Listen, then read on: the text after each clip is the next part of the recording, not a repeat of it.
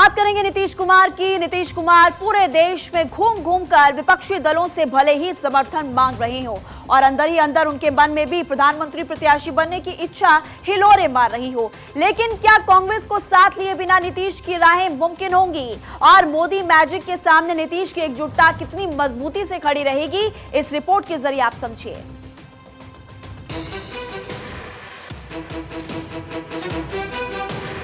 सत्ता के लिए 5 बार पाला बदलने वाले नीतीश कुमार के मन में सियासी इतिहास बनाने की इच्छा है, लेकिन उनसे ज्यादा जल्दी उनकी पार्टी और तेजस्वी यादव को है। खबर है कि नीतीश कुमार को विपक्ष की ओर से प्रधानमंत्री पद का चेहरा घोषित किया जा सकता है।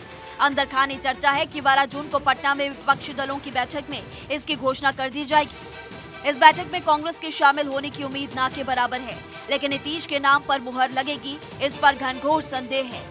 नीतीश ने बीते कुछ वक्त से ताबड़तोड़ मुलाकातें की है। क्या एकजुट कर पाएंगे नीतीश? ममता बनर्जी, शरद पवार, केसीआर, उद्धव ठाकरे, हेमंत सोरेन, अखिलेश यादव, राहुल गांधी और मल्लिकार्जुन खड़गे। क्या नीतीश कुमार लोकसभा चुनाव 2024 में 1-to-1 फॉर्मूले को लागू करा पाएंगे?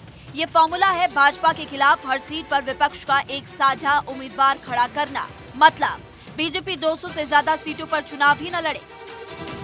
कर्नाटक की जीत के बाद क्या राहुल गांधी इसके लिए तैयार होंगे? 2019 में क्या हुआ? लोकसभा की 543 सीटों में से 190 पर भाजपा कांग्रेस के बीच सीधा मुकाबला। इनमें 175 पर बीजेपी काबिज हुई। कांग्रेस सिर्फ 15 सीटों पर जीती।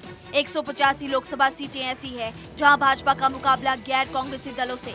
पिछले चुनाव में इनमें से 128 पर भाजपा और 57 पर अन्य दलों की जीत हुई।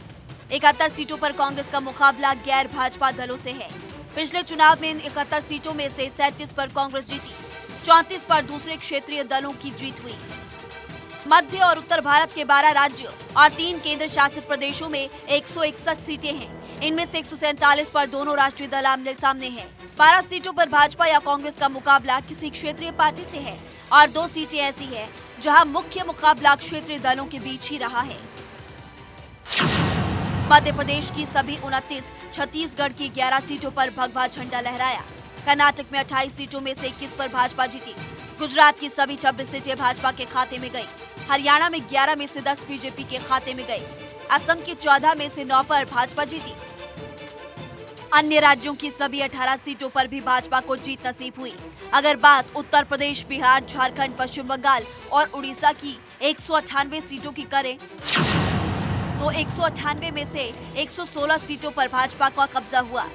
154 सीटों पर भाजपा और रीजनल पार्टीज के बीच मुकाबला। 25 पर कांग्रेस और क्षेत्रीय दलों के बीच मुकाबला हुआ। 19 सीटें ऐसी जहां पर क्षेत्रीय पार्टी आपस में टकराती दिखी। यूपी में 80 सीटों में से 62 पर भाजपा ने जीत हासिल की।